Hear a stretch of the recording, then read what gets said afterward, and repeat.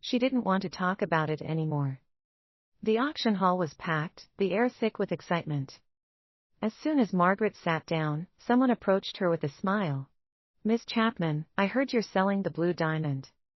Margaret gave a faint smile, but before she could respond, the conversation had already shifted. "I'm set on getting the blue diamond today. It symbolizes Mr. Hartley's perfect love for Miss Chapman. If I win it, maybe I'll find a man as amazing as him." "You'd better not try to outbid me. The blue diamond has to be mine today." Margaret sat quietly in the corner, her gaze down while she absent-mindedly scrolled through her phone. On the screen, the latest surveillance footage appeared. Margaret had installed the cameras during her first visit to Marjorie's villa. From then on, she had kept a close eye on Marjorie, watching every move she made.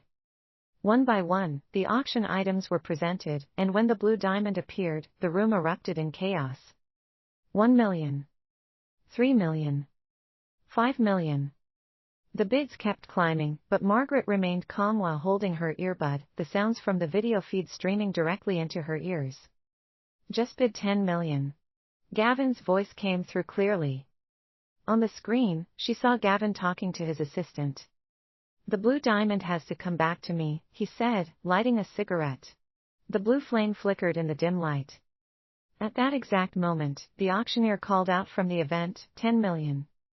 The room went silent, stunned by the sudden jump in price. "Who's bidding that high?" "You don't know." "I asked around. They said someone is bidding this blue diamond on behalf of his boss. Apparently, he's planning to give it to his wife.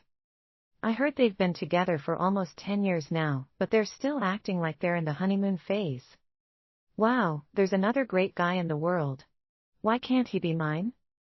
10 million, sold. The hammer came down, and the blue diamond was once again in Gavin's hands. In her earpiece, Margaret heard his low voice, calm and firm. "Bring it back."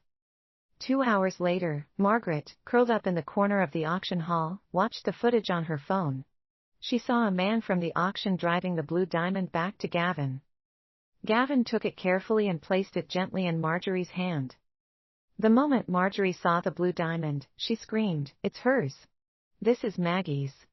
Don't give it to me. I don't want it. This belongs to Maggie. Only she can wear it. You're Maggie's too.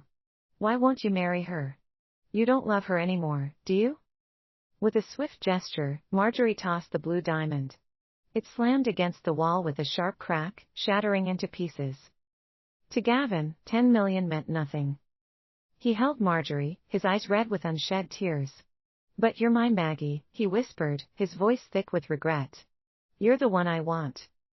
He sighed, his breath heavy with frustration. With a sharp motion, Margaret hurled her phone across the room.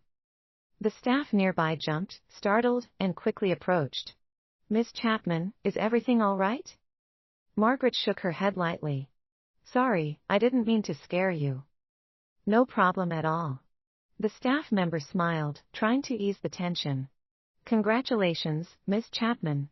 You're getting married to Mr. Hartley in just 3 days." Margaret froze, her heart sinking. "What do you mean?" The staff member paused for a moment before raising her phone, grinning. "It was just announced by Hartley Group. Your wedding with Mr. Hartley is set for 3 days from now. No need to keep it a secret anymore." Margaret's face went pale, her expression stiff as if she had been struck by ice. How absurd, she didn't even know she was getting married in 3 days. All because Marjorie had asked, "Why won't you marry her?" When Gavin called to tell Margaret about the wedding, she was at the hospital. Her mother's condition had worsened. She desperately needed a kidney transplant, but the organ Margaret had arranged for her was still in Chesterfield, still far from reaching her. Margaret had originally planned to use her own identity to secure that kidney for her mother. But on the other end of the line, Margaret's younger sister, Eloise Chapman, spoke in a calm, collected tone. "I told you, I'm climbing Mount Cassandra right now. I can't make it in time. Even if I flew over now, it'd be tomorrow night before I could get there." Margaret's hands shook as she whispered, "But Mom really can't hold on much longer. You wanted my identity, didn't you? If Mom dies, I won't have any use for your kidney anymore. Why should I give my identity to you then? I can't do anything about it. Eloise's voice grew cold as she abruptly hung up. Margaret felt her hands grow colder too. Her mother's warmth was slowly fading away.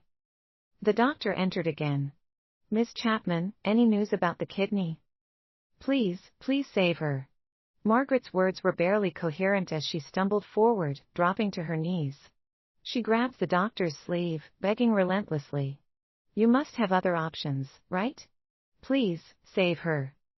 The doctor gently pushed her hand away, his voice full of regret. "Miss Chapman, I'm sorry." His silhouette disappeared into the darkness of the hallway. Her mother suddenly opened her clouded eyes. She grasped Margaret's hand with a strength she didn't have left. "Margaret. You must be happy." Her voice was weak, each word a struggle. Then, as she let out a soft sigh, her hand slipped from Margaret's grip, and the machines emitted a sharp, continuous beep. Margaret held her mother's hand, unable to stop the tears that flowed freely, her sobs echoing in the sterile room. It was then that the phone rang. The moment Margaret saw the caller ID, she instinctively answered it, almost as if it were a lifeline. She choked out the words to Gavin. "Gavin, what should I do?" she whispered between sobs. "My mom. She's gone." There was a long silence on the other end of the line. Faintly, Margaret thought she heard Marjorie's voice in the background. "Gavin. Who are you talking to?" Marjorie's voice was sweet, almost childlike. Then there was a sharp beep. Gavin had hung up. Margaret clutched her phone, which now felt hot to the touch, her heart sinking with each passing second. 2 minutes later, a message popped up on WhatsApp. "Are you okay? I'll come as soon as I finish my meeting." Margaret's hands trembled as she opened the surveillance footage. There, she saw Gavin holding Marjorie in his arms, soothing her like a child. He held another woman so tenderly while telling Margaret he would hurry over once his meeting was done. It was almost laughable. Her mother's hand still had warmth, but it was quickly fading. Margaret stared at her mother, and at that moment, she finally understood the meaning of her mother's last words. To be happy, she could only be happy as Margaret. She couldn't be anyone else's substitute. By the time Gavin returned home, it was already past midnight. Margaret had taken care of all the funeral arrangements for her mother. She had paid a hefty price to move things along quickly, and now, her mother's ashes were resting in a small urn she cradled in her arms. Gavin entered and froze, surprised to see the urn in the suitcase. "Why is it in the suitcase?" he asked. Margaret's voice was calm as she answered, "I'm taking her back to her hometown." Gavin paused, a frown creasing his brow. "When are you planning to take her back?" "Tomorrow," Margaret replied. His frown deepened. "The wedding is the day after tomorrow. Maybe you should wait until after the ceremony to take your mom home." Margaret's fingers clenched tightly around the edge of her coat, her knuckles turning white. Then, unexpectedly, she smiled, her voice soft but laced with an edge. "My mother's gone. Do we really need to go ahead with the wedding? Our family tradition is to mourn the deceased." Gavin sighed, his tone thoughtful. "The wedding has already been announced to everyone. It wouldn't be appropriate to change the date now. I'm sure your mom wouldn't mind. Didn't she always want to see us get married?" "Getting married now would fulfill one of her wishes," he added, his eyes filled with sincerity. It was hard to deny the truth in his words, yet Margaret felt a deep sadness welling up inside her, a sadness she couldn't shake. No. Her mother wouldn't want to see her marry a man who didn't love her. Her mother had wanted her to be happy. "I understand," Margaret whispered. Her hand gently brushed over the urn, and she spoke with a quiet calmness. "We'll wait until after the wedding, then." But deep down, she knew. There would be no wedding. At least, not one for her and Gavin. Since it was 2 days before the wedding, Gavin arranged for a wedding dress to be delivered. It was the exact style Marjorie had always loved. The wedding venue was adorned with countless yellow roses, the very flowers Marjorie adored. Margaret silently accepted everything Gavin had planned, taking in every detail of the wedding setup. Everything had been done according to Marjorie's tastes.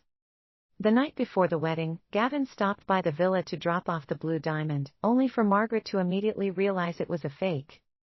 She could tell. Gavin clearly loved Marjorie deeply and was determined to give her the perfect wedding, one that catered to all of her dreams, right down to the smallest details like the ring. "See you tomorrow," Gavin said in a low voice while hugging her lightly. "Maggie, you're going to love this wedding." Of course, his Maggie would love it. But she wouldn't. At 1 a.m., Eloise's call came through. "I'm here. Now that Mom's gone, are you sure you still want to trade identities?" "I don't have anything to give you." "It's fine. I don't need anything," Margaret replied calmly. "By the way, about tomorrow's wedding." Eloise responded eagerly, "Don't worry. I'll be there. Marrying the sweet Mr. Hartley? I couldn't ask for anything better." All the words Margaret had wanted to say in that moment were swallowed, replaced by a soft okay before she ended the call. She pulled her suitcase out, and, under the cover of the deep night, climbed into a cab headed for the airport. As the city passed by in a blur of lights and noise, a strange impulse stirred in Margaret's chest. She felt like crying, but no tears came. Her eyes were dry, as though the sadness had drained away. It didn't seem so hard anymore. Margaret took the phone card from her phone and tossed it out the window. It disappeared into the flow of traffic, vanishing